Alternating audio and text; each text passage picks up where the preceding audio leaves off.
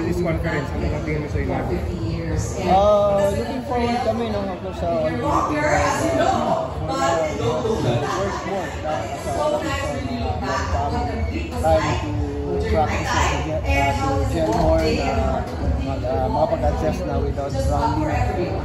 So JD, what I love doing, especially these past few days, is looking back at kung paano tayo nagsimula. From the broadcasting side, from the basketball side, and it was so nice seeing you on the court side once again for yung retro night po natin. Pero hindi, sobrang bolder yung recording, and I'm just so excited about that because we have a lot of entertainment and a lot to work on. And of course, when we're doing that all for you on the Pilipinas side, so everyone should, at this moment, log on to the Pilipinas side app, either via Pilipinas Live Sa 50-50 no?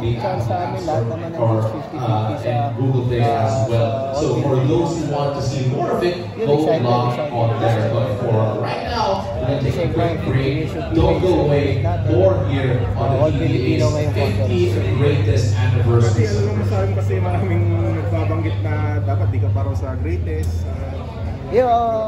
Ganun talaga, no? Sabi You don't have to wait too long. You have more duties to do. While I have one right here, Coach Jeff Cariaso. Thank you so much. We will talk to you in a bit. Alright, so right now joining us is a legend, Coach Jeff Cariaso. I love watching Coach Jeff growing up because he was one of the guys that made the game just more exciting with you being on the floor. When you take a look at how much WBA has changed you as a person, what can you say? Hindi natin alam yung kailangan ng opportunity na tayo. Thank you Lord. Thank you Lord sa milestone for the PBA, reaching 50 years. Amazing. Thank you.